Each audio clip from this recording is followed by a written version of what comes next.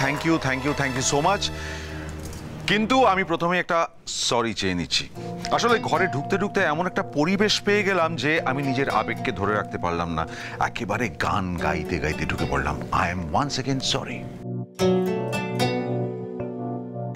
And my little princess,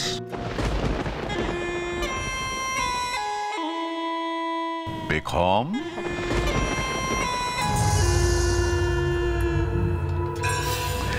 আমি কিন্তু আজকেও তোমার জন্য চকলেট আনতে বলিনি। See, now this is for you. Take it. জানো তো আমি না অবাক হয়ে গেছিলাম। আসলে ভাবলাম যে রন্ড্রের সঙ্গে কোনো সমস্যা হলো কিনা।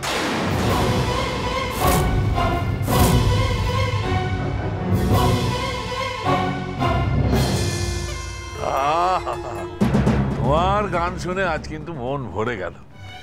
এমন দরাজ গলা তোমার। Thank you. কি গাইলে, কি ভালোটাই না গাইলে। আরে দাদু, না না, এইভাবে গান গাইলে কি করে হবে? তাহলে তো প্ল্যান করে আমাদের প্রোগ্রামটাই শুরু করতে পারবো না আমরা। বলো না তোমরা একটু। এই অঙ্কিতা ঠিক কথা বলেছে। এত কষ্ট করে এরা সবাই মিলে প্রোগ্রাম লিস্টটা তৈরি করেছে। হ্যাঁ, লিস্ট মিলিয়ে প্রোগ্রামটা হোক, তাড়াতাড়ি শেষ হবে। একদম না, এর জন্য আমি দায়ী। I am sorry. এইভাবে নিয়ম ভেঙে গান গাওয়া আমার একেবারেই উচিত হয়। No no no, don't be sorry. After all তুমি আমাদের একমাত্র জিজু বলে কথা। তোমার জন্য তো 7 খুন মা।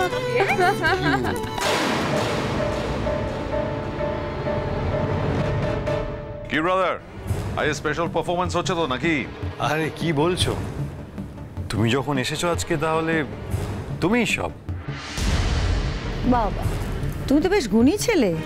আমি শুনেছিলাম তুমি ভালো মানে দুরন্ত আবৃত্তি করো, কিন্তু এখন তো দেখছি প্রফেশনাল গায়কও। হ্যাঁ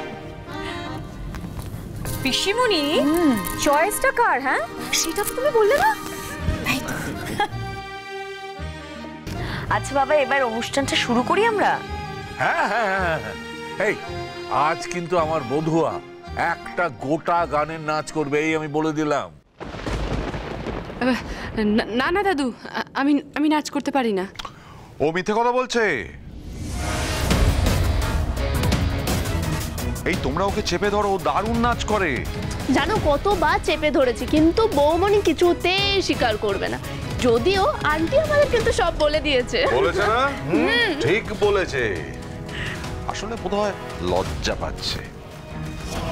ছোট থেকে কতবার কত জায়গায় ও আমি নাচ দেখেছি, কি তাই না? সোম থেকে রবি প্রতিদিন সন্ধ্যে 7:30টায় স্টার জলসায় ও ডিজনি প্লাস হটস্টারে।